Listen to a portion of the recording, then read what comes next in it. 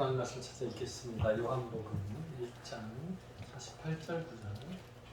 서로 이렇게 다 같이 따라서 읽겠습니다. 48절.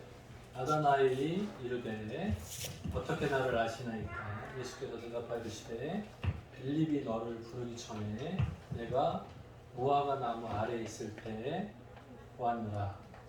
49절. 나다나엘이 대답하되 라삐여 당신은 하나님의 아들이시오 당신은 이스라엘의 임금이로소이다. 서로 다 같이 보죠. 48절 시작. 나다나엘이 이르되 어떻게 나를 아시나이까? 예수께서 대답하여 이르시되 빌립이 너를 부르기 전에 내가 무화과 나무 아래에 있을 때에 보았노라. 49절. 나다나엘이 대답하되 라삐여 당신은 하나님의 아들이시오 당신은 이스라엘의 임금이로소이다. 아멘. 그럼 인사할까요? 잘하셨습니다. 만나서 반갑습니다. 오랜만입니다. 집에 잘 계시죠? 영상으로. 네. 오늘 말씀의 제목은 나다나엘 사람 이름이에요. 나다나엘의 고백이라는 제목으로 함께 은혜 나눠보고자 합니다. 나다나엘 이름이 어렵죠? 나다나엘 무슨 뜻일까요? 생각하세요? 하나님의 선물이라는 뜻이에요. 이름의 뜻이 하나님의 선물. 좋죠? 하나님의 선물 나다나엘. 위에는 예수님의 12제자 중에 이렇게 해서 괄호를 써놨어요. 아까 누가 저한테 물어보더라고요. 이 괄호에 뭐가 들어가냐고. 그래서 예배 시간에 뭐라고 이게 막내 아니냐 막 이렇게 물었는데 막내 아니고 12제자 중 포함해요? 안 해요? 나다나엘이 예수님의 12제자에 포함돼요? 포함 안 돼요? 포함 안 된다고? 잠깐만 몽둥이가 어디 있어야 되는데 좀 맞고 시작해야 될 것 같은데 여러분 아는 사람이에요. 여기에 누가 들어가냐면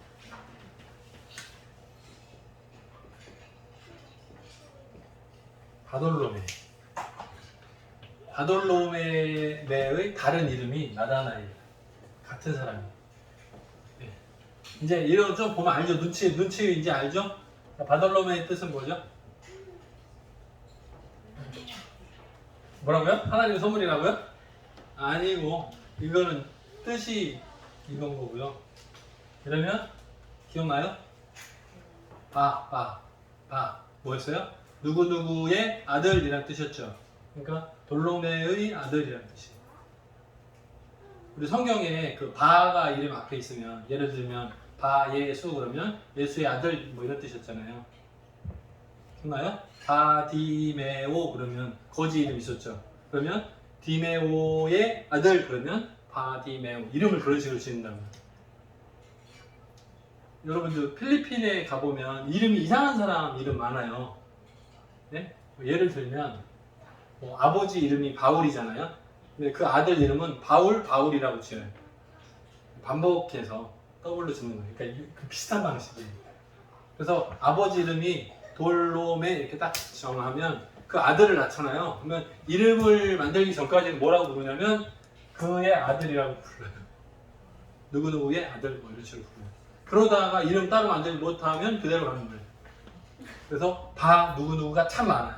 성경에 나오는 이름 중에 누구 이게 많아요. 우리도 좀 유명한 사람 이름을 따서 누구누구 남편, 누구누구 아내 뭐 이런 식으로 부르는 거 똑같은 거예요. 그래서 이게 돌로메의 아들.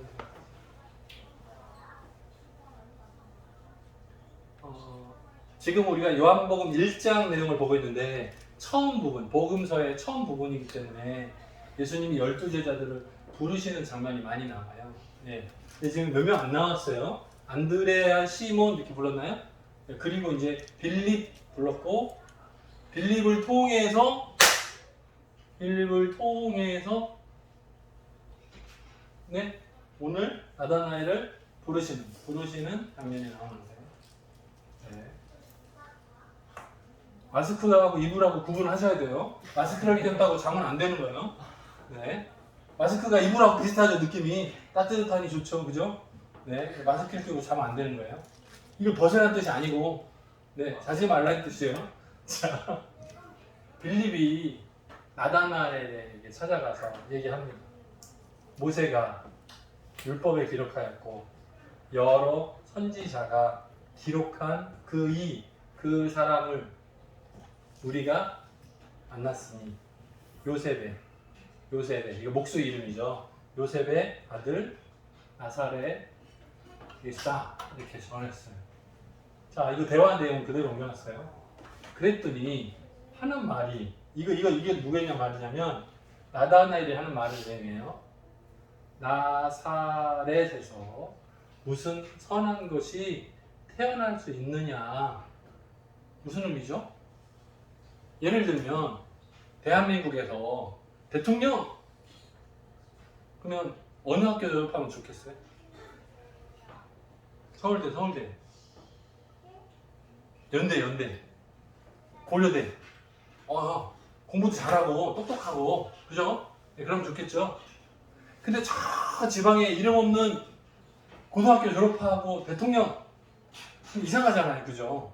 그러니까 무슨 고등학교 졸업자가 대통령이냐? 근데 우리 대한민국 역사에 참 다양하게 있었어요. 예전에 있었어요. 고등학교 졸업자가 대통령이 됐었어요.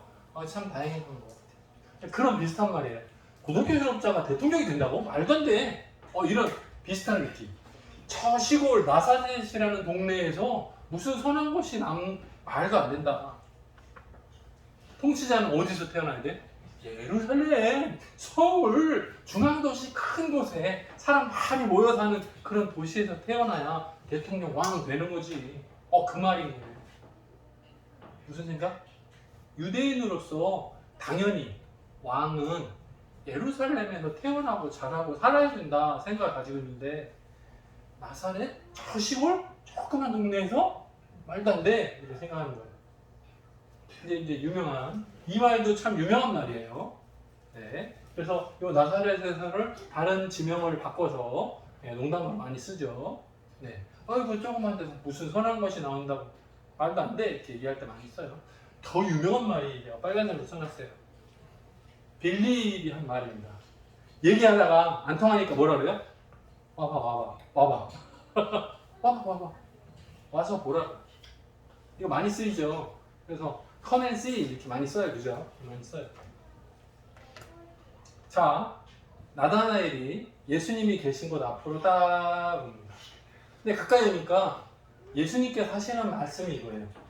봐라, 저 사람은 참으로 이스라엘 사람인데 그 속에 가짜한 것이 없다.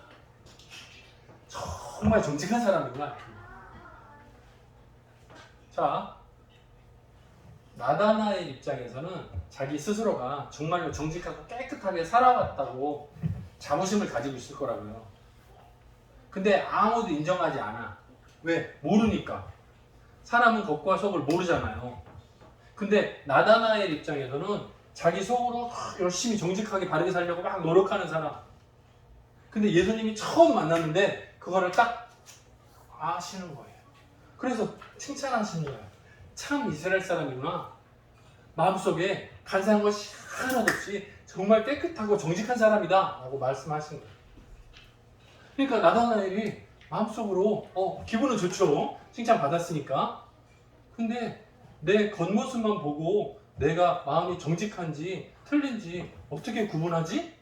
신기하잖아요. 처음 만난 사람인데. 그러니까 뭐라고 말하냐면 나를 아십니까? 나를 아는 사람입니까? 당신하고 나하고 아는 사이인가요? 처음 만났는데 이상하다. 얘 건청이식으로 하면 어떻게 나를 아십니까? 이럴 텐데 그거 아니고요. 난 알아요. 나는 모르는데 처음 만났는데 난 알아요. 예수님 뭐라 그래요? 빌립이 전도했잖아요. 그죠? 빌립이 오라 그랬죠. 빌립이 너를 부르기 전에 내가 무화과 나무 알아요? 예? 꽃 없이 열매가 맺는다 그죠? 예. 무화과 나무 아래에 있을 때 내가 봤다. 근데 이 말을 듣고서 나다나엘이 예수님을 믿게 돼요. 뭐라고 고백하냐면, 여기 빨간색을 써놨어요. 중요하니까. 이렇게 고백했어요. 당신은 하나님의 아들이시오. 당신은 이스라엘의 왕이었습니다. 자, 여기서부터 대화가 쭉 연결이에요. 근데 여러분, 이해가 돼요?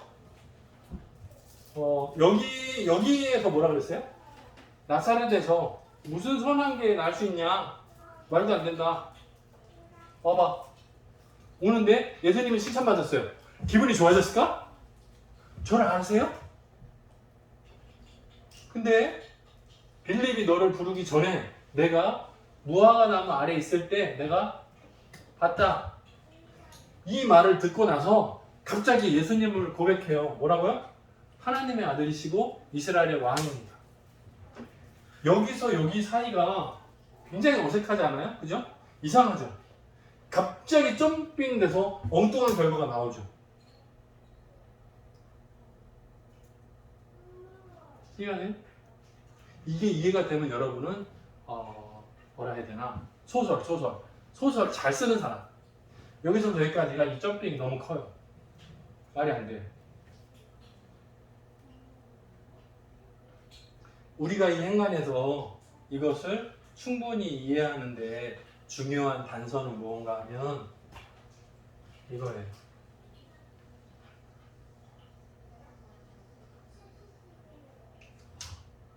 그리고 이거요.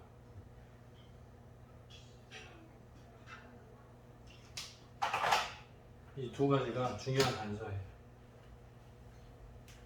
나다나엘 입장에서 내 마음을 꿰뚫어 보는 사람 처음 만났어. 다른 사람들은 몰라. 내가 정직하려고 노력하는 것을 다른 사람들은 몰라요. 그런데 나를 처음 만난 사람이 내 마음속을 훤히 다 들여다보는 것처럼 다 알아. 일단 여기서 1차적으로 놀랬어요. 자, 두 번째는 무화과 나무 아래에 있을 때라는 이게 우리는 뭔지 모르지만 여기에 저기 넘어가는 이 사이를 우리가 이해하고자 연구해 보면 이 무화과 나무 아래는 누구만 아는 곳? 나다나엘 혼자 아는 곳이에요. 다른 사람은 모르는 장소란 말이에요. 네? 나다나엘이요. 자기 혼자 기도하는 자리인 거예요. 아무도 모르는 자리. 누구한테도 말하지 않았어. 부모에게도 말하지 않은 아무도 모르는 자리란 말이에요. 근데 그걸 누가 알아요? 처음 만난 사람. 예수님이 나 혼자 몰래 숨어서 기도하는 자리를 알고 있어. 그리고 그것을 맞추는 거예요. 네가 무화과 나무 아래에서 기도할 때 나는 너를 안다. 여기서 다 넘어가면 끝나는 거예요. 그러니까 고백할 수 있는 거야. 그 자리, 그 비밀 장소, 무화과 나무 아래를 아는 사람은 누구? 본인하고 나다나엘 본인하고 누구? 하나님만 아시는 거죠. 다른 사람은 아무도 모르는 자리인 거예요. 근데 그 자리를 아는 사람, 처음 만난 이 사람, 친구 빌립이 소개하기를 하나님의 아들이라고 메시아라고 소개받은 이 사람. 근데 나 혼자 아는, 내 마음속을 다 들여다보고 나 혼자만 몰래 아는 기도의 그 자리를 다 아는 사람. 그러니까 뭐라고 고백할 수 있는 거예요? 당신은 하나님의 아들이시요 당신은 이스라엘의 왕 메시아입니다 라고 고백이 가능합니다. 이게 의미가 큰 것은 제가 제목으로 삼았어요. 이게 의미가 큰 것은 무엇인가 하면 다른 신앙 고백들을 한번 보세요. 다 가져오진 못하지만 좁으니까 4개만 소개를 합니다. 다윗이 쓴 시편에서 뭐라 그랬어요? 여호와는 나의 목자시니 나는 부족함이 없으리로다 라고 고백해요. 두 번째로 베드로는 마태복음 16장 16절에서 뭐라고 해요? 주는 그리스도시요 살아계신 하나님의 아들이십니다 라고 고백해요. 근데 이거는 예수님을 한참 따라다니고 예수님에 대한 소문도 듣고 예수님이 치유하시고 장애인들 고치시는 그 모습을 여러 번 본 이후에 나온 고백이에요. 세 번째, 마르다. 그 오빠가 병들어서 죽었을 때 예수님이 찾아가서 다시 나사로를 살리시기 바로 직전에 얘기하시는 그 대화에서 나오는 거죠. 그래서 주는 그리스도시요 세상에 오시는 하나님의 아들이십니다 고백을 해요. 그 마르다의 고백이에요. 그리고 도마, 의심 많았던 도마, 예수님의 제자 중에 도마라는 제자가 있죠. 이제 이거는 요한복음 맨 마지막에 보면 그 제자들한테 먼저 만났어요. 부활하시고 나서 제자들 만났는데 예수님이 오셨었다고 하니까 몰래카메라인 줄 알고 거짓말 하지 말라고 믿지 못해요. 근데 직접 예수님이 나타나셔서 그 손을 옆구리에 넣어봐라, 손을 만져봐라 하시고 나서 한 얘기. 그리고 나서 고백하죠. 나의 주님이시여 나의 하나님이십니다 라고 고백해. 자, 이런 고백들은 증거들이 많이 쌓였단 말이에요. 자기 인생에서 자기 인생길을 살면서 하나님이 함께 하신 증거들이 쌓였단 말이에요. 그리고 예수님과 함께 동행하면서 보고 느끼고 깨달았던 내용들이란 말이에요. 그런데 나다나엘의 고백은 달라요. 뭐예요? 처음 만났을 때의 고백이에요. 예수님을 처음 만났을 때의 고백이에요. 근데 이 사람은 어떤 사람? 속에 간사한 것이 없는 사람, 정직한 사람. 그리고 항상 비밀의 장소에서 묵상으로 하나님과 대화하는, 하나님과 기도하는 비밀 기도 자리를 가지고 있는 사람. 아무도 모르는데 그거를 아는 예수님을 만나고 고백하는 거예요. 당신은 하나님의 아들이십니다. 당신은 이스라엘의 왕이십니다. 라고 고백하는 거예요. 어때요? 여러분 예수님 만난 처음을 기억해 보세요. 예수님 처음 만났을 때, 예수님을 나의 구주십니다 영접했을 때, 내 마음의 왕좌에 예수님 내 인생의 주인으로 모시고 살겠습니다 결단했을 때를 기억해 보세요. 어때요? 처음 만났을 때 바로 이게 나와요? 이게 쉽지 않아요. 그러니까 나다나엘의 신앙적인 수준이 얼마나 성숙했었는지 알 수 있는 부분이에요. 늘 기도하는 사람이라 이거 아는 거예요. 자, 예수님이 이 세상에 오신 목적이 뭡니까? 이 사람들의 신앙 고백하고 맞아요? 어때요? 하나님의 아들이신 거 맞아요. 그죠? 메시아인 거 맞아요. 근데 이 사람들이 생각했던 메시아 무슨 의미였죠? 로마의 압제로부터의 해방을 기대했어요. 우리 한국도 며칠 전에 8.15 광복절이었어요. 그죠? 오늘이 16일, 어제 8.15 어제요. 광복을 기대했어요. 우리 한국은 일본의 압제에서 벗어나는 걸 원했었죠. 자, 이스라엘은 로마로부터의 압제가 있었어요. 근데 거기서 해방시켜줄 메시아를 찾고 있었어요. 그렇게 기다렸어요. 그리고 하나님의 아들 예수님이 오셨을 때 이제 왕으로 오셔서 우리를 통치하실 거라고 기대하고 있었어요. 근데 그 기대하고 맞아요? 맞지 않아요. 예수님이 결국 왜요? 십자가에서 달려 죽으셨어요. 수많은 사람들이 실망. 예수님이 죽으셨어요. 예수님이 나다나엘을 네가 무화과 나무 아래에 있을 때 내가 너를 봤다 라고 말하니까 이렇게 고백했잖아요. 이렇게 고백하고 나서 예수님이 뭐라고 말하시냐면 내가 너를 무화과 나무 아래에서 봤다 라고 말하니까 네가 이렇게 고백하는 거냐? 라고 묻고요. 그 마지막에 뭐라고 더 예수님이 말해주냐면 이보다 더 큰 일을 보게 될 거다. 인자 머리 위에 천사가 오르락 내리락 것을 보게 될 거다. 이렇게. 나다나엘이 마지막에 죽을 때 피부 가죽을 다 벗겨지고 죽었다 그래요. 그래서 그 기념하는 성당에 가면 그 나다나엘의 조각상이 있어요. 근데 다른 제자들은 다 멀쩡한데 나다나엘은 피부가 없어요. 거죽이 없어요. 온몸을 다 벗겨놨어요. 그래서 근육들이 그대로 보여요. 이런데 근육들, 뼈 막 이런 게 그대로 보이고 거기에 옷을 걸치고 있어요. 마지막에 피 흘리는 고통 속에 죽었다, 순교했다 이런 기록이 있는데 마지막까지도 신앙을 지켰던 네.